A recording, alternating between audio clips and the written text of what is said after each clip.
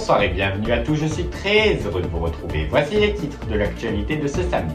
Il est le deuxième journaliste français à perdre la vie en Ukraine presque un an, jour pour jour après le décès de Frédéric Leclerc-Imhoff. Il s'agit de Armand Soldin, journaliste à l'AFP, tué par des frappes de roquettes russes la semaine dernière près de la région de Donetsk dans l'est du pays. Nous ferons également le point sur la situation toujours très tendue dans le pays et sur la venue de Volodymyr Zelensky en France ce dimanche à la rencontre d'Emmanuel Macron. Emmanuel Macron qui a accordé lui une interview à nos confrères de TF1 où il est revenu sur cette guerre. Il a annoncé vouloir ouvrir la porte à des pilotes de chars russes. Le chef de l'État est revenu notamment sur le poste de sa première ministre et lui a rappelé toute sa confiance. Le maire de Saint-Brévin, Yannick Morez, a décidé de démissionner après que son domicile a été incendié et à la suite de plusieurs menaces. Notre journaliste d'Avion se rend duplex avec nous depuis la mairie de Saint-Brévin. Dans l'actualité également, la victoire de la Suède samedi dernier lors du concours de l'Eurovision à Liverpool, la Suède qui succède donc à l'Ukraine.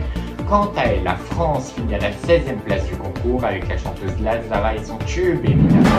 Ce mardi a démarré la 76e édition du Festival de Cannes. Comme chaque année, de nombreuses personnalités se sont donné rendez-vous sur les mythiques marches du tapis rouge.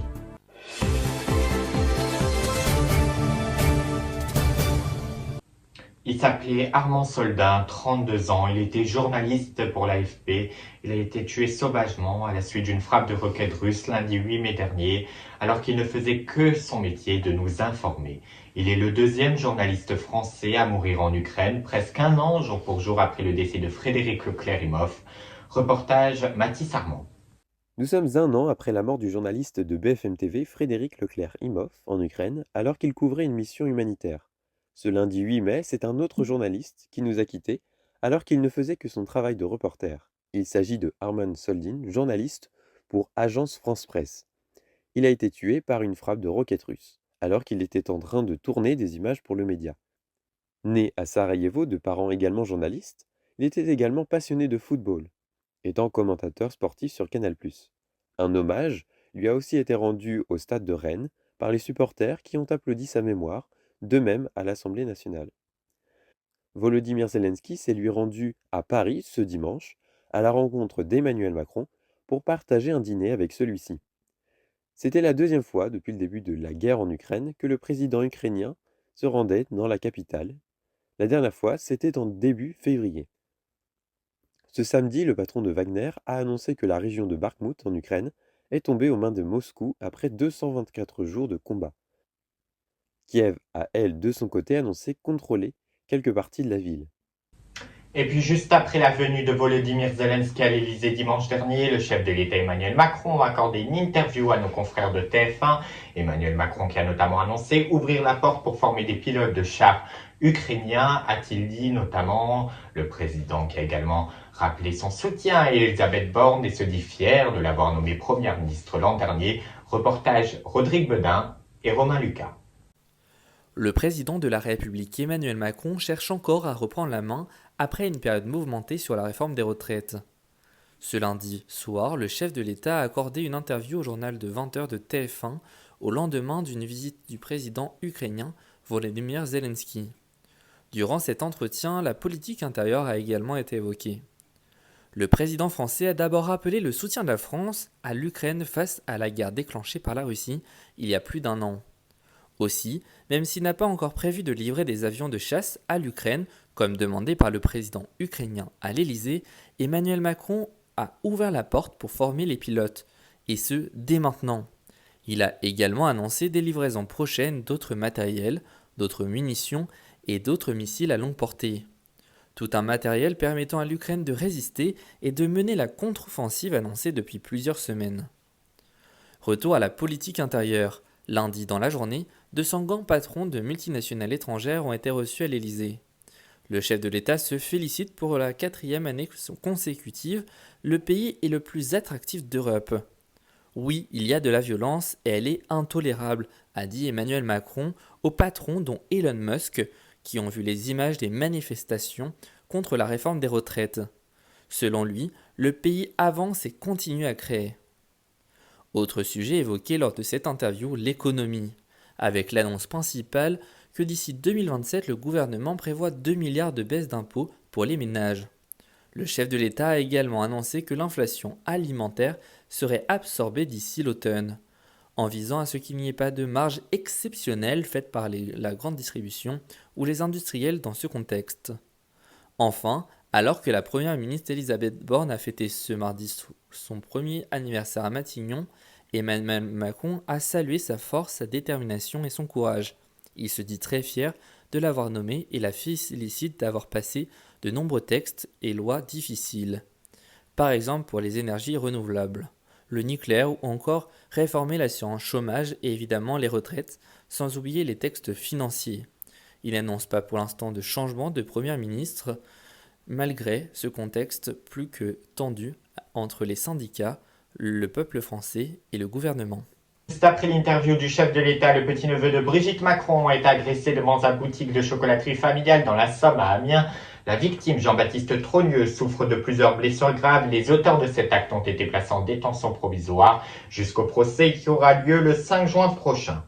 Également de l'actualité, la condamnation d'appel de l'ancien chef de l'État, Nicolas Sarkozy, dans l'affaire dite des écoutes. Il est condamné à 3 ans de prison, dont 1 an ferme pour corruption et trafic d'influence. Il est le premier président français à être condamné à de la prison ferme. Sachez également qu'une rave-party géante non autorisée a lieu en ce moment même dans un petit village de l'Indre.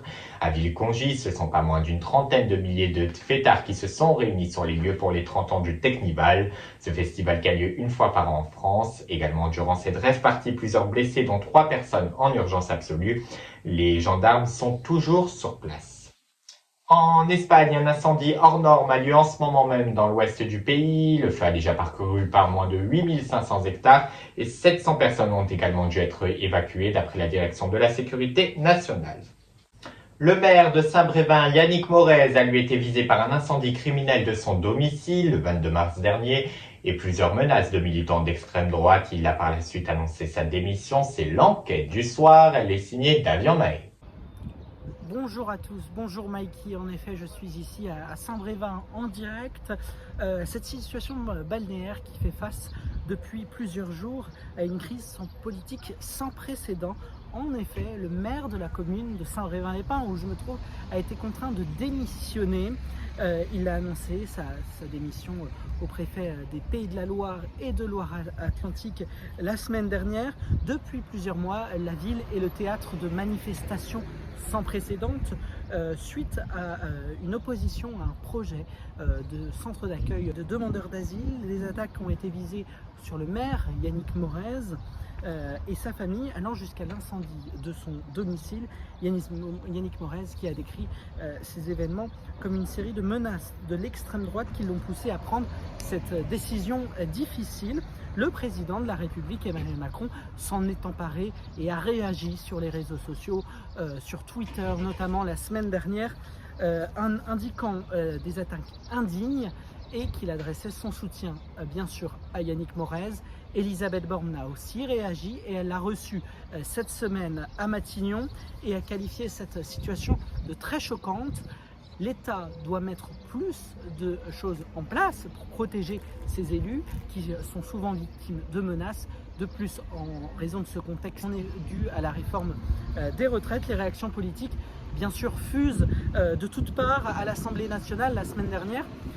Plusieurs questions au gouvernement ont eu lieu, notamment sur la protection des élus, allant des bancs de la gauche, de la France Insoumise, en passant par la majorité présidentielle, jusqu'au banc du groupe Lyot. Monsieur le député Tavel, que l'émotion soit partagée, c'est une chose, qu'on évite la récupération, c'en est une autre.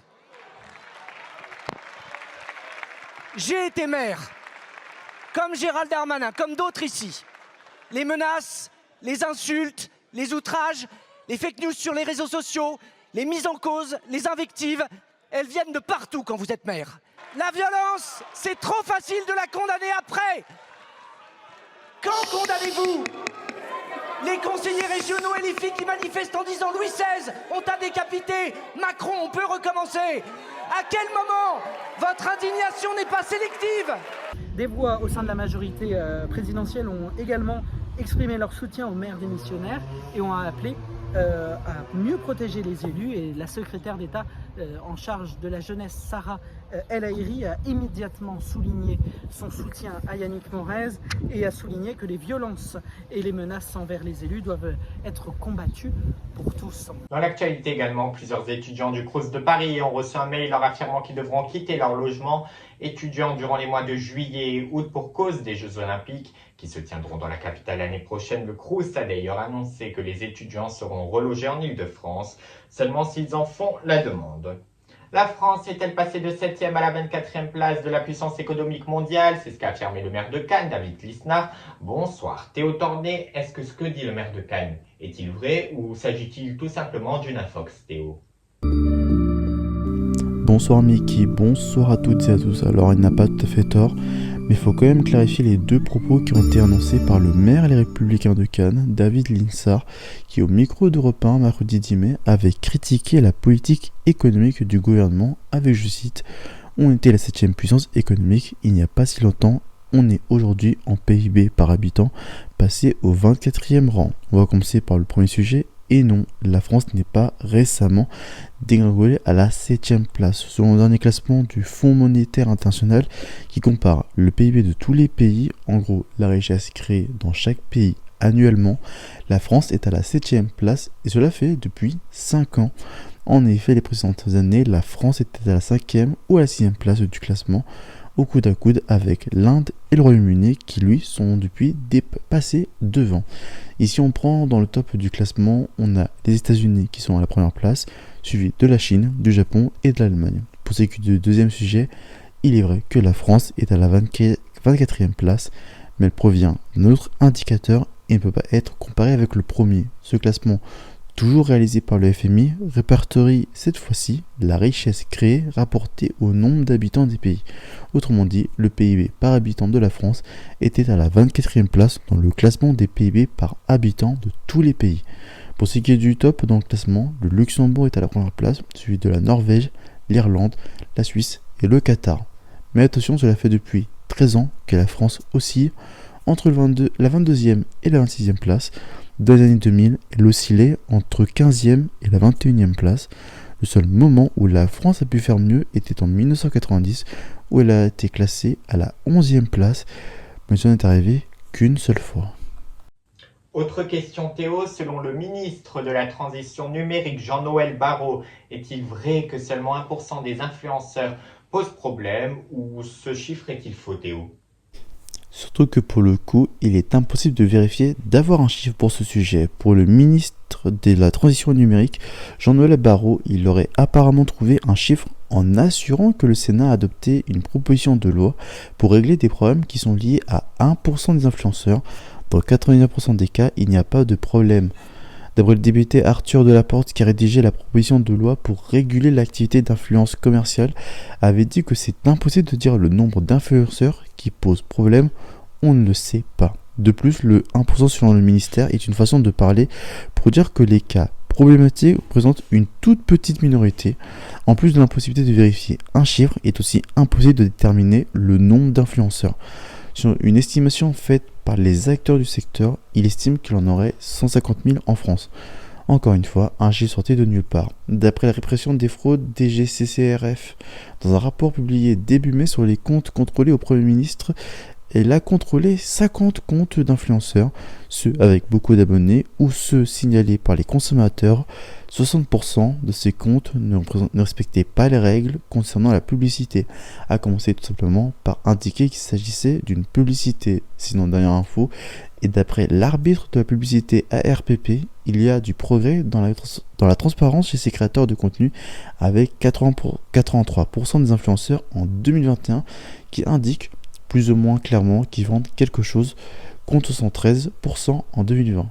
Par contre, il reste plus de la moitié qui ne respectent pas vraiment toutes les règles, le plus souvent par méconnaissance. Merci beaucoup Théo. Samedi soir s'est tenue la cérémonie de l'Eurovision à Liverpool en Angleterre et c'est la Suède qui l'a remportée avec la chanteuse Loreen et son tube Tattoo. Une particularité pour la chanteuse qui empoche son deuxième titre après avoir déjà remporté ce concours il y a 11 ans, en 2012. Avec sa chanson Euphoria, la France, elle finit 16e de la compétition avec évidemment de la Zara et avec à la clé également une polémique à la suite d'un geste de la chanteuse. Reportage Mathis Armand. Samedi soir, vous étiez peut-être en train de regarder le traditionnel concours de l'Eurovision comme chaque année. Un concours qui s'est déroulé exceptionnellement à Liverpool en Angleterre après la victoire l'an dernier de l'Ukraine, pays qui n'a pas pu organiser la cérémonie cette année au vu des événements actuels. Cette année, c'est la chanteuse québécoise La Zara qui a porté les couleurs de la France face aux 26 autres pays européens. La France a terminé à la 16e place de la compétition avec seulement 104 points malgré les sondages qui prédisaient la 7e place pour le pays. La Suède est sortie gagnante du concours et empoche donc son 7e trophée avec la chanteuse Loreen. Une particularité pour la chanteuse qui remporte le trophée pour la seconde fois après une autre victoire il y a 11 ans en 2012 en Azerbaïdjan. En plus de la défaite de la France au concours, une polémique est venue se joindre à la partie après un geste qui laisse percevoir un doigt d'honneur de la part de La Zara.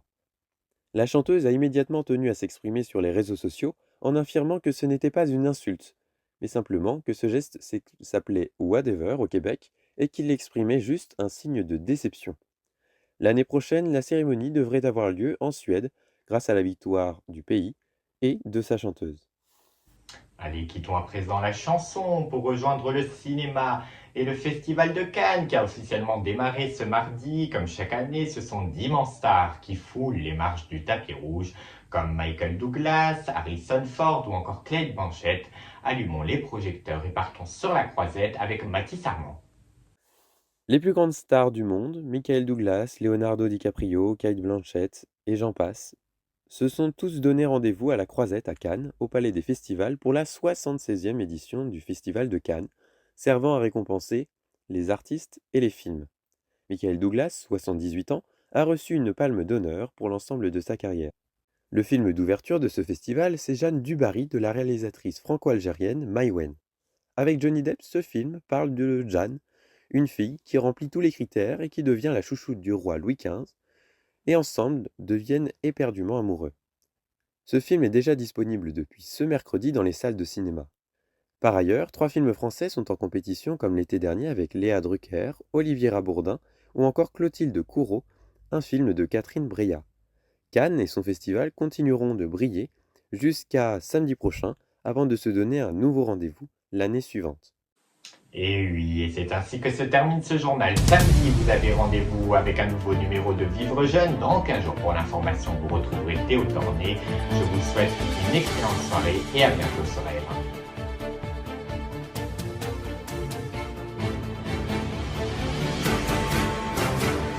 Retrouvez toutes vos infos sur le site ar1info.fr.